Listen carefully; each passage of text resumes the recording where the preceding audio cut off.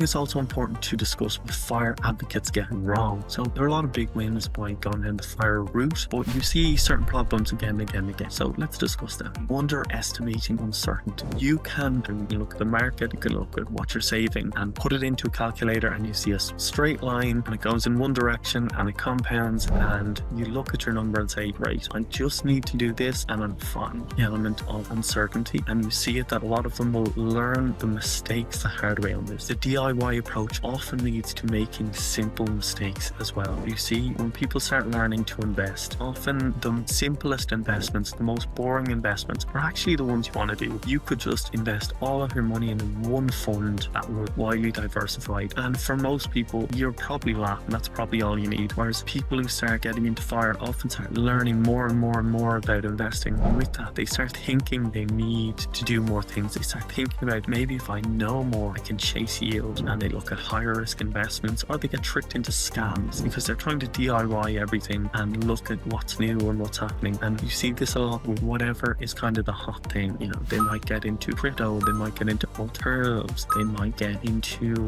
commodities, physical things like gold or silver. For most normal people, these things are probably too risky. There's often a lot of scammers associated with them. You see a lot of fire people make mistakes that they didn't need to make. They didn't need to learn themselves. They could have learned from others. And sometimes having even a friend, a family member knows something else about money and running ideas by them rather than DIYing everything is great. As a financial planner, I can also help with this, but it doesn't have to be a financial planner. Sometimes having someone who's a bit older, who's good at money, can be great to run things by. As you see with fire advocates, is getting obsessed with their number and then letting everything else go, letting relationships slip and cutting expenses too far to the bone that they just stop enjoying life. You see a lot of fire people will have a stage where they go very hardcore, and this can hurt their relationships, it can hurt them socially, because often you'll have people will hit their goal and they want to enjoy the journey to get there. So if you have a fire goal where you say, in 10 or 12 years I'm going to hit my fire number, I'm going to retire early, I just have to live in monk mode until then, you can burn a lot of relationships. You can waste some really good years of your life by not doing things you should have done, by not spending a bit more. Often if I talk to someone on the fire journey, I'll actually encourage them to take it a bit easier, to spend a bit more money than they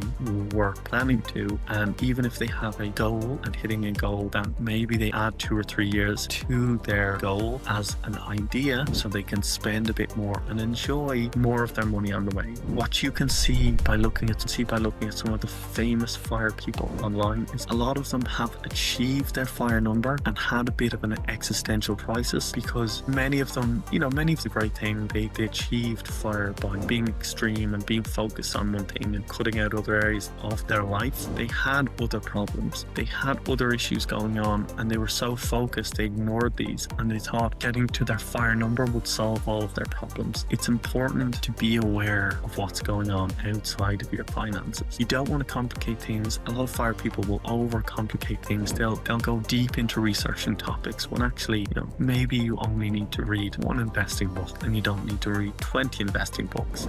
Maybe you don't need to stay up to date on all the latest tax things. If you're going down the road of fire, it's important that you enjoy the journey, because it could be a short road, it could be a long road. But either way, you are doing this to improve your life. You're doing it to give you options, to give you flexibility, to allow you to be in control. So it's important to enjoy the journey, that you're not being more stressed by trying to achieve a goal to make you less stressed.